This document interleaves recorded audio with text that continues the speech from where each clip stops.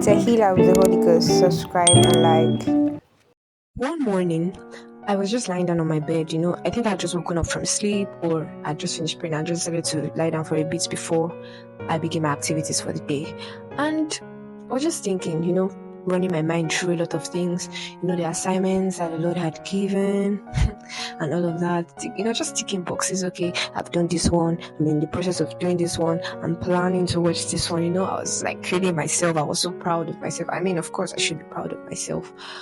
But at some point, there was just this feeling of dissatisfaction that I had.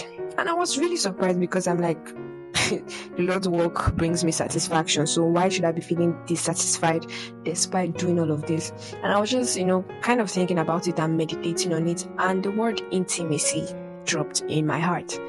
And if I was being honest with myself, and if I wanted to, admit to myself, I would say that at the time, my intimacy with God wasn't as solid as it used to be. Now, was I praying? Yes, I woke up every day and I was praying. Was I studying the word? Yes, I was studying the word. But at the point, it seemed like it had become more of a routine. Okay, pray, I have to pray, I have to study the word. If I had looked at it very closely, maybe there was not much of that desire as much, to spend time with God. And I believe that He was trying to bring my mind to it, because once intimacy is not intact for quite some time, that passion for those things that you're doing for God is suddenly going to wear off. Yeah, let me use this illustration. In a home where a man provides, always working, to ensure that his family is comfortable. School fees, clothing. If you look at his family, his wife and children, that they are well taken care of. But if a man does not take time to spend, I know as it sounds unfair and all of that, but if that man does not spend time with his wife and children, there will be no emotional bond or connection.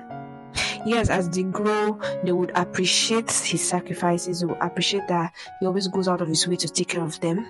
But there will be no emotional bond. That's the same thing with us as believers. You carry out those instructions, beautiful. You go, you preach to people and all of that. You are, in fact, you are the first person that arrives church. You go on Saturdays to clean and all of that. Just really nice things that you are doing for God. He appreciates it, of course. It's very important because God will not do anything in the earth except men are willing. But above that, your intimacy with Him is very important. That time, that moment of stillness where, yes, you pray, you study the word, but sometimes when you just, sit down with God and maybe you're just having conversations with Him, He's talking to you and you're talking to Him, maybe writing things down, just that time you have dedicated to say, this one is for me and God. I'm not pressing my phone, I'm not talking to anybody. I'll just sit down worshiping and all of that. It's really beautiful and He really, really, really wants that. Or just imagine you're in a relationship and every time you and your partner ever gets to have a solid conversation is when they need something from you or when they are pouring out their hearts to you, and they never sit down to want to listen to you, whether you have your own problems or whether you have concerns. It's something very painful. It's something that nobody actually wants to go through. That's what we call one-sided love. It's the same thing, where the only time you go to God is when you need something, when you want to ask for something. That's not what He wants.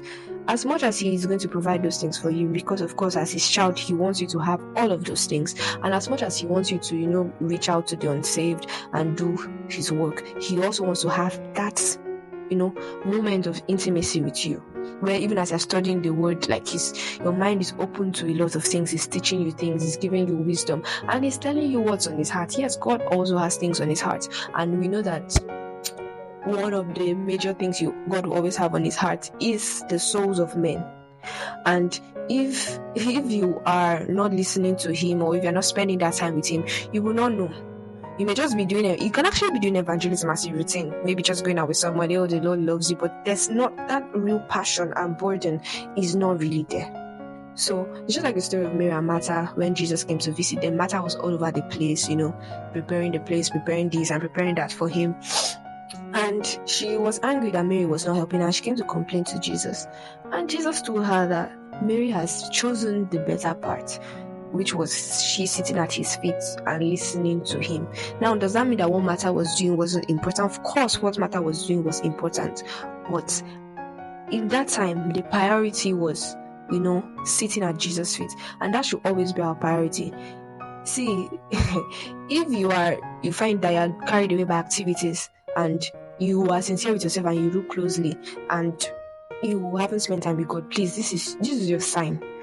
Go back to Him, spend time praying, spend time studying the word, spend time just sitting with Him and like, what's in your heart, and just create a special time that is just for Him, that you will not be distracted. Even with our relationships here as human beings, it's just really nice when you know that somebody has designated this time, like, okay, this for me and this person. It's just really, really beautiful. So please, this is your call to intimacy. Spend time with God. Thank you very much. Thank you. Do the needful, which is like, subscribe, and share. Thank you. I love you.